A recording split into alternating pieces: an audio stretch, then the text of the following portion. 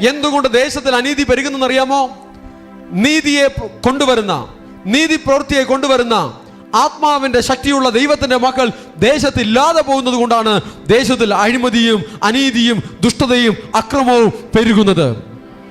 ആരാധിക്കുന്ന ദൈവമക്കൾ വർദ്ധിക്കുമ്പോൾ അനീതിയുടെ ശക്തികൾ തകരും, അക്രമത്തിന്റെ ശക്തികൾ തകരും, വഞ്ചനയുടെ ശക്തികൾ തകരും, ദുഷ്കർമ്മത്തിന്റെ ശക്തികൾ തകരും. ഇതെല്ലാം ഓരോ ദുഷ്ടശക്തികളാൽ സംഭവിക്കുന്ന കാര്യമാണ്. ദുഷ്ടശക്തികൾ ദുഷ്ട മനുഷ്യരെ വശീകരിക്കുമ്പോൾ അവർ ദുഷ്ടപ്രവൃത്തികൾ ചെയ്യും.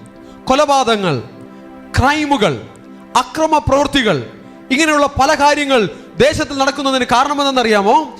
ചില ദുഷ്ടശക്തികൾ അതിനെ വശീകരിക്കുവാൻ, സ്വാധീനിക്കുവാൻ കഴിയുന്ന വ്യക്തികളെ കയ്യിലെടുത്ത് ഇങ്ങനെയുള്ള കാര്യങ്ങളെ ദേശത്തിൽ പ്രവർത്തിപ്പിക്കുന്നു. എന്നാൽ ആരാധിക്കുന്ന ഒരു ദൈവപൈതൽ ദേശത്തിൽ എഴുന്നേൽക്കുമ്പോൾ ആ ഒരു ദൈവപൈതൽ നിമിത്തം, ദൈവത്തിന്റെ പരിശുദ്ധാത്മാവ് പരിവർത്തിക്കുന്ന ഒരു ദൈവപൈതൽ നിമിത്തം, സ്വർഗവുമായി കണക്റ്റഡ് ആയിരിക്കുന്ന ഒരു ദൈവപൈതൽ നിമിത്തം ഇങ്ങനെയുള്ള പിശാചിന്റെ പ്രവൃത്തികൾ അറസ്റ്റ് ആകും. ഇങ്ങനെയുള്ള പിശാചിന്റെ ശക്തികൾ ക്യാൻസൽ ആകും. ഇങ്ങനെയുള്ള പിശാചിന്റെ ശക്തികൾ ക്ഷയിക്കും. അതിന് പ്രവർത്തിക്കുവാൻ കഴിയില്ല.